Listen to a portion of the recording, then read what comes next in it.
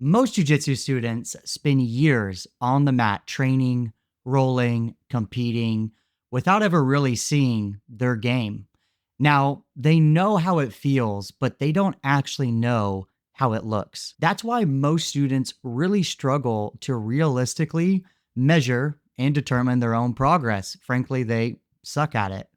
So it makes development feel very unpredictable and invisible. Some days feel great, and other days it feels like you're just going backwards. If you never take the time to evaluate your game, you'll always be training based on feeling, essentially just measuring blind all the time. But once you know how to evaluate your jujitsu, you gain something most students never develop: your own tangible measuring stick to gauge your progress. In today's video, I want to show you how doing an in-depth evaluation can reveal your true development, giving you more confidence and clarity about what to focus on next. In case you are new here, my name is Chasen Hill. I've been teaching and training jiu-jitsu now for over 16 years. So if you're passionate about all things jiu-jitsu, make sure you subscribe. That way you never miss the new weekly videos whenever they come out. When I first started training, evaluations weren't really a thing. If they were, it was almost always what I would call big picture. So something like an assessment day where you would just roll with different skill levels in the training room and really tried to prove that you belonged. Or maybe it was more in a competition, seeing how your training held up while under pressure. I remember those days vividly. Everyone was lined up. They were so nervous because they wanted to perform in front of their coaches and their peers. For sure, those evaluations have their place. They help to answer those big questions like, can you hang? Can you perform? And can you get the job done? But those types of assessments don't always tell the whole story around your skill development. They don't always explain why certain things happen. So those nuanced details, where you're the strongest, where you're the most vulnerable, and what you could do to actually take your game to that next level. I wanted a process that I could show me and my own students more details about which skills were either the most or least developed, a more in-depth evaluation. Sort of like seeing your attributes laid out in front of you, like in a video game character. I would be curious, have you ever done any sort of evaluation? If so, make sure you share it down in the comments below. Quickly, let's cover 3 of the biggest benefits that really come from doing a more in-depth evaluation. So the first benefit is that it creates a snapshot of your actual current game. So evaluations can tell you where you're actually at right now. And I like to call this your before photo. In jiu-jitsu, we rarely pause to take inventory. We're just so caught up in rolling and giving our best efforts that we just hope it adds up. But if I asked you to describe your actual game, what you're best at, where's your weakest areas, and really what you should be working on, could you accurately tell me? Most students can't. They have general feelings, but they actually have no data that backs up the evidence. So doing evaluation captures that data. It's like taking that photo of your jiu-jitsu in this moment in time. Now, once you know where you're standing, improving with precision actually becomes much easier. The second biggest benefit is that they help you self-diagnose your own issues. Evaluations fundamentally increase your self-awareness. One of the most underrated skills in jiu-jitsu that also no one wants to improve.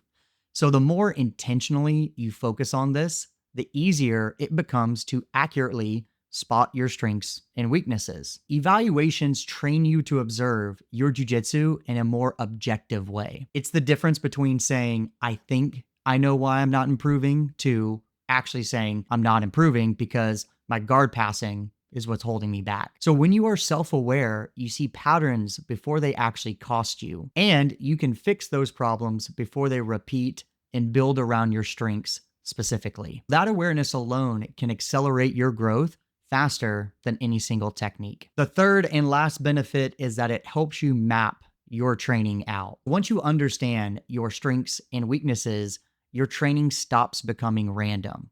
So every roll, every drill, and every week on the mat now has a purpose.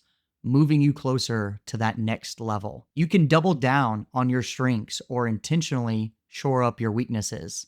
Either way, you're training with direction. The evaluation becomes your roadmap, the bridge between your current game and the one that you want to build. Think of this as the after photo, the proof that your work is actually paying off. What does a more in-depth evaluation actually look like? Well, the gold standard would be to evaluate your entire game, everything from all the escapes to the attacks that you know. That can feel very overwhelming and a bit time consuming if you're just starting out. So I recommend approaching it by breaking down your jujitsu into specific sections and evaluating one area at a time. Feel free to do this in any way you would like, or you can use and adopt what I call my GRIPS framework. Each of these letters stands for a specific component of your overall jujitsu game. So G stands for the primary guard, R is your root bottom game, I is your invading guard pass, P is your peak top game, and then S is your standing game. If you evaluate each of these areas, it will give you a more complete picture in an organized way. For the sake of time, we're going to focus on one area for the remainder of this video.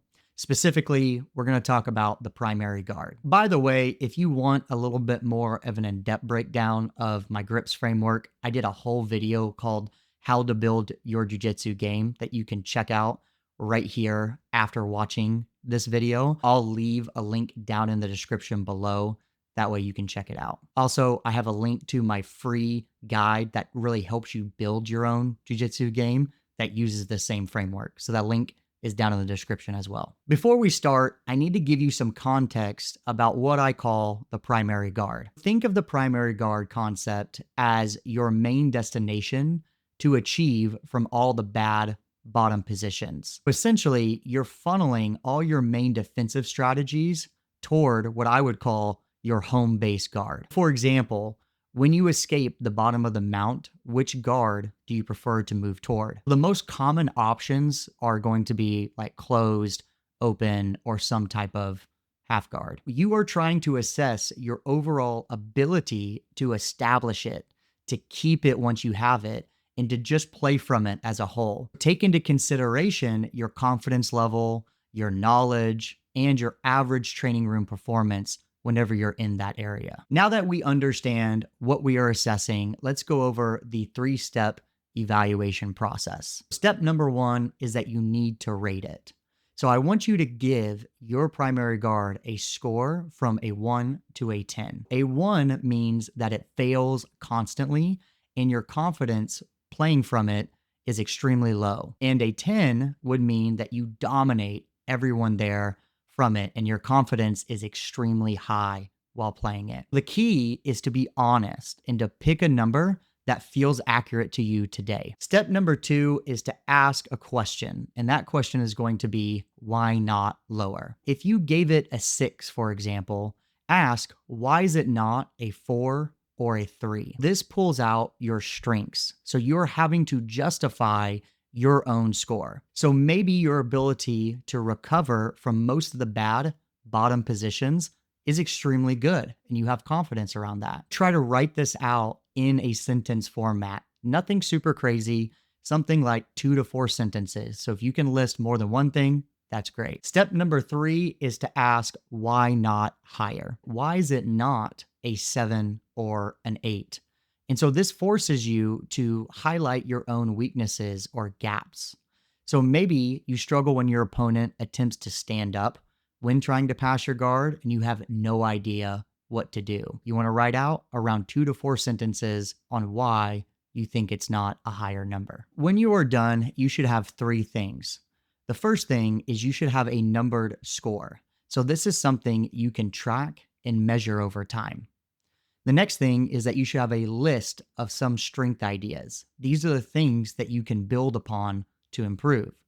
And then the last part is that you should have an idea of certain weaknesses or gaps that you have in this area. And these are things that you can focus on cleaning up over time. Congratulations, you just created your very own measuring stick to track and determine your progress in an objective way. Instead of waiting for someone else to define improvement, you can start defining it yourself. This process turns subjective experience into a personal tracking system. This is actually one of the first things that I do with my students whenever they join my coaching program called the Accelerator Program. We go through the same evaluation together, step by step, and then we are able to build a clear picture of their current game and figure out where they want to go next. Most students are really shocked by how much clarity this one exercise can actually give them. This solves one of the biggest problems in jiu-jitsu, the lack of a universal kind of measurement. There's no standard definition of what a good guard is or what